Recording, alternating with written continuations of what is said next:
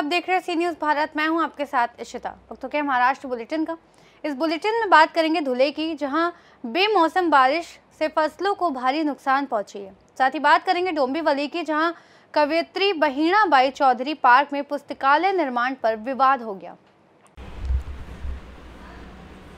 खबर महाराष्ट्र के धुले से, जहां अनिल सिसोदिया तालुका धुले तहसील तालुका के नए क्षेत्र में कल हुई बेमौसम बारिश के कारण नए क्षेत्र के आनंदराव वाघ बदानी शिवार में कल बेमौसम बारिश हुई। इस बारिश के कारण उनके द्वारा लगाए गए पपीते को काफी नुकसान पहुंचा। प्रकृति ने उनके मुंह के पास की घास भी छीन ली। उन्होंने सरकार से अनुरोध किया है कि जल्द से जल्द पंचनामा कराया जाए और किसानों को जल्द से जल्द उचित सहायता प्रदान की जाए। वैसे इस क्षेत्र के किसान मोतीलाल बंडू खताल के नए क्षेत्र में खेती है। उन्होंने मक्के की खेती की थी, लेकिन कल हुई बेमौसम बारिश के कारण मक्का, प्याज के बीज और पत्ती शेड को बड़े पैमाने पर नुकसान पहुंचा है। फसलें पूरी तरीके से सूख गई हैं और किसानों के हाथ में जो घास थी वो भी प्रकृति ने छीन ली है। उन्होंने सरकार से मांग की है कि किसानों को जल्द से जल्द मुआवजा दिया जाए। पूर्व कृषि सभापति अरविंद जाधव, भाजपा जिला उपाध्यक्ष शंकर राव खलाड़े, जिला उपाध्यक्ष भाऊ साहब देसले, भाजपा तालुका अध्यक्ष देवेंद्र पाटिल, तालुका कृषि अधिकारी वाल्मीकि प्रकाश, मंडल कृषि अधिकारी अरविंद शिवदे, पार्सोनी निरीक्षक मंडल साधन पाटिल, तलाठी मयूर सोनवड़े, आरडी माली, साहेबराव माली, रतिलाल पाटिल, वसंत माली, पुलिस पाटिल, विजय देशमुख, रतिलाल वाघ और नुकसान प्रभावित किसान बड़ी संख्या में मौजूद रहे। आनंदराव राजाराम वाघ, राहणार नेर आणि बदाना शिवार। आमच्या हे बदाना शिवारमध्ये काल 5:30च्या टायमावरती गारपीट झाली आणि वाऱ्याचा विजाचा कडकडाट झाला आणि एका घंट्यामध्येच एवढं तुफान नुकसान झाले। आमच्या पोपईचं जे लाखो रुपये खर्च केला होता तो आमच्या तोंडातून हिरावून घेतला भगवंताने आणि आमचा जे कपाशी आमचं मक्का आहे आमचा बिझनेस करून दिला। म्हणजे एवढा खर्च करून आम्हाला आमच्या तोंडातून घास निघून गेला आणि कर्जबाजारी झालो। तसे आमच्या सरकार मायबापाने आमच्याकडे लक्ष द्यावं ही आमची नम्र विनंती आहे आणि जे काही आमचं पंचनामा आहे त्यांनी लवकरात लवकर करावा आणि आम्हाला काय जे असेल मानधन ते मिळालं पाहिजे याची आमची अपेक्षा आहे। दुसरं काहीच नाही। जे आपत्तीमुळे जे घटना घडणार आहे ते होणारच, पण ते फार तोंडातून घास गेलेला आहे आमचं। एवढं लक्ष म्हणजे झालेलं आहे, फार नुकसान झाली 2 घंट्यातच। आमच्या एवढा एरियामध्ये म्हणजे बदाना शिवारामध्ये सगळ्यांची नुकसान झालेली आहे। असं कांद्यांचं तर बघा, आमचा कांदा इकडं आता कांद्यांचाही पूर्ण भुईवाडा झालेला आहे। जो आता तोंडातून येणारा घास होता तो आता आम्ही 15 दिवसांनीच काढणार होतो, तो पण गेला। पोपई गेली, मक्का गेला। आता करायचं काय आम्ही? आमच्या सरकार मायबापाने आमच्याकडे लक्ष द्यायला पाहिजे। आमचे आमदार आहे, खासदार आहेत, जिल्हा परिषद अध्यक्ष आहेत, यांनी आमच्याकडे नेरचे सरपंच आहेत किंवा सगळ्यांनी लक्ष द्यायला पाहिजे आणि त्यांनी काहीतरी त्याचा मार्ग काढून शेतकऱ्यांना काहीतरी अनुदान द्यायला पाहिजे। हीच अपेक्षा आहे आमची। आम्हाला नको काही, फक्त आमचा जो खर्च झालेला आहे तो तरी निघाला पाहिजे आमचा। आणि आमचा जो कर्ज आहे बाजार आहे आम्ही ते ठीक आहे आम्ही करू काही ना काही, पण जे आम्हाला जे गेलेलं आहे आमचं ते तेवढं तरी आम्हाला मिळालं पाहिजे, यात आमच्या सरकारकडून मागणी आहे। संध्याकाळी साधारणतः 5:30-6 वाजेच्या सुमारास नेर, लोणखेडी, लोहगड, उभण, नांदरे या संबंध परिसरामध्ये आणि पंचकृषीमध्ये वादळाचा प्रचंड मोठ्या प्रमाणावर तडाखा बसला आणि शेतकरी बांधवांचं होत्याचं नव्हतं झालं अशा प्रकारचं चित्र तयार झालं। आज सकाळपासून आम्ही भारतीय जनता पार्टीचे सर्व पदाधिकारी या ठिकाणी, तालुक्याचे कृषी अधिकारी, त्यांची सर्व टीम, महसूल विभागाचे मंडल अधिकारी, तलाठी, सर्व शेतकरी बांधव यांच्या समवेत आम्ही सर्व शेतीची या ठिकाणी पाहणी केली, नुकसानग्रस्त भागाची पाहणी केली। धुळे ग्रामीण विधानसभा मतदारसंघाचे आमदार, इकडे व्हिडिओ करून धुळे ग्रामीण विधानसभा मतदारसंघाचे आमदार रामदादा बदाने हे पुण्याला एका शासकीय कामाच्या निमित्तानं पुणे येथे गेलेले आहेत। त्यांनी माननीय जिल्हाधिकारी, माननीय पालकमंत्री, माननीय तहसीलदार साहेब या सगळ्यांशी बोलून, कृषी विभागाचे कृषी विकास अधिकारी या सगळ्यांशी चर्चा करून सर्व टीम एकत्रितपणे काम करते आहे आणि शेतकरी बांधवांना दिलासा देण्यासाठी आम्ही त्यांच्या बांधावर आलो आहोत।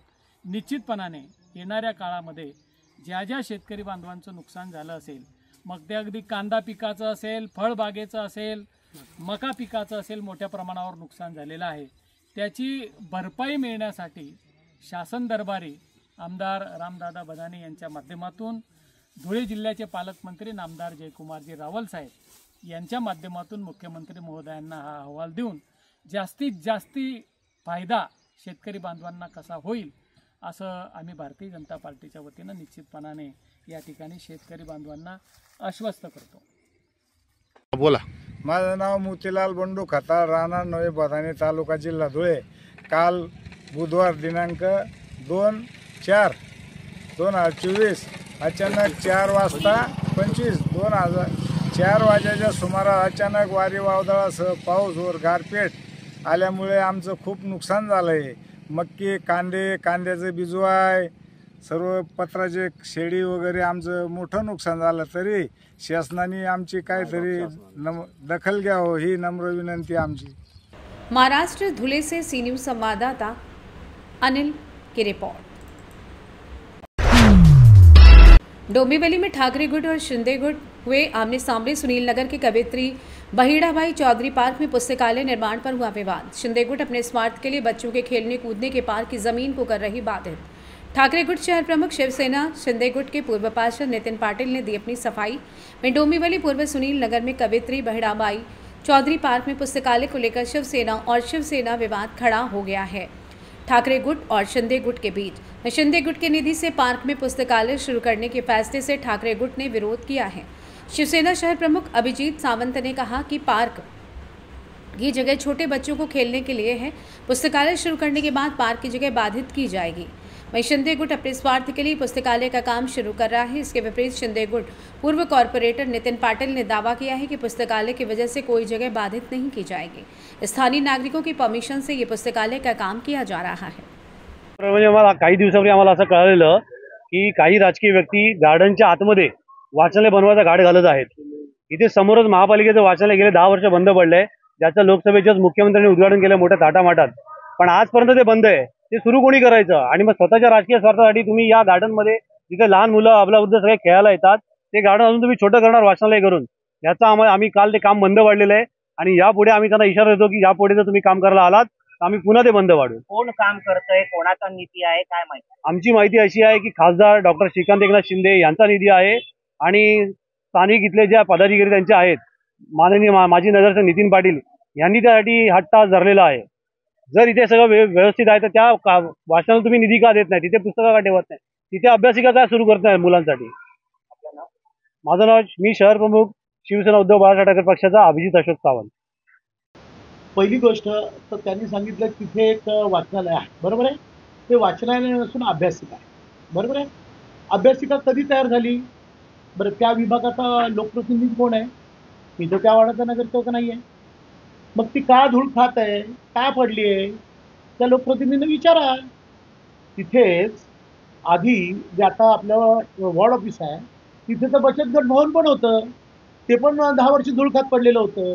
सुनील नगरमध्ये आज लोक रस्त्यावर गाड्या उभे करतायत, हां तिथे पार्किंग लॉट आहे का नाही? 10 वर्ष लोकांना पार्किंगची सुविधा तिथे मिळाली, पार्किंग महापालिकेची बनवलेली रेडी आहे। हां, हा प्रश्न तिथल्या लोकप्रतिनिधींना तुम्ही विचारा। हां, दुसरा प्रश्न तुमचा की बहिणाबाई गार्डनमध्ये तुम्ही ग्रंथालय वाचनालय का बनता, बरोबर आहे?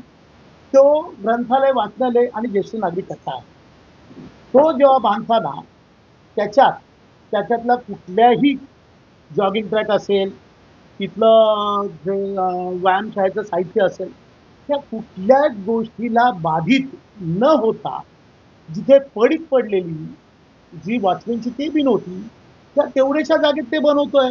त्याच्यात मी गार्डनला कोणालाही कुठल्याही गोष्टीला धक्का लागत नाही।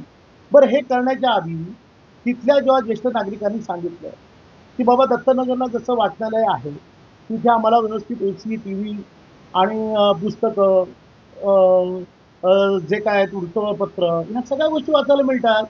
बरं, तिथे लक्ष देण्यासाठी फुल टाईम एक व्यक्ती कामाला सुद्धा आहे, बरं? मग हीच परिस्थिती त्या तुमच्या अभ्यासिकामध्ये का नाही झाली? महापालिकेचं वन टाईम निधी देते, नंतर मेंटेन करणं किंवा लक्ष देणं त्या तिथल्या स्थानिक लोकप्रतिनिधीचं काम आहे। जर इथे व्यवस्थित सुसज्ज होत आहे तर अडचण काय? आणि कोणत्याही गार्डनला आम्ही बाधित केलेलं नाही। दुसरं, त्या उलट तुम्ही गार्डन बघून आला, हां तो गार्डन आहे त्या जाहिरातीचा अड्डा झाला आहे, ते जरा बघा ना, तिथलं जरा फोटो काढा। तिथले फुटपाथ आहे त्या फुटपाथवर ह्यांनी वृत्तपत्र वाचनालय वगैरे करून ठेवले, फुटपाथवर बेंच टाकलेले आहे, फुटपाथ अडवलेला आहे. म्हणजे इथं चोराच्या उलट्या बोंबा झाल्या. तुमचं अभ्यासिका का धूळ खात पडली आहे? हा, ह्याच अभ्यासिकामध्ये हे जुबाटावाले त्यांचं बॅनर बिनर ठेवण्याचा अड्डा बनवलेला होता. डोंबिवली से सी न्यूज संवाददाता दीपक मोरे की रिपोर्ट। ग्राम टुनकी, जो कि सातपुड़ा के पहाड़ियों के बिल्कुल अंदर बसा हुआ एक छोटा सा कस्बा है, चारों तरफ हरियाली और सुकून भरी जिंदगी जीने वाले इस गांव में ये वाकया हुआ, जिसे न सिर्फ इस प्रदेश को, देश को, बल्कि पूरी मानवता को शर्मसार कर दिया है। इस भयानक घटना के बाद बच्चे को तुरंत अकोला स्थित अस्पताल में इलाज के लिए ले जाया गया, जहां उसे 17 टाँके लगाए गए और आईसीयू केयर में उसे स्त्री रोग विशेषज्ञ डॉक्टर की निगरानी में रखा गया। जानकारी मिल पाने तक बच्चे की स्थिति जस की तस बनी हुई है और अभी भी उसकी जान को खतरा बना हुआ है।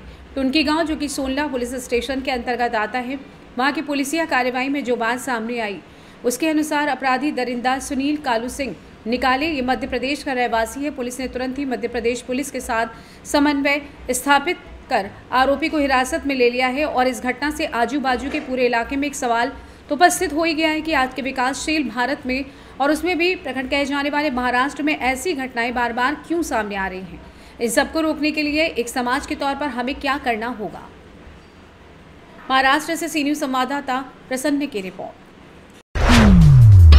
इस बुलेटिन में फिलहाल इतना ही। देश और दुनिया की तमाम बड़ी खबरों के लिए देखते रहिए सी न्यूज भारत।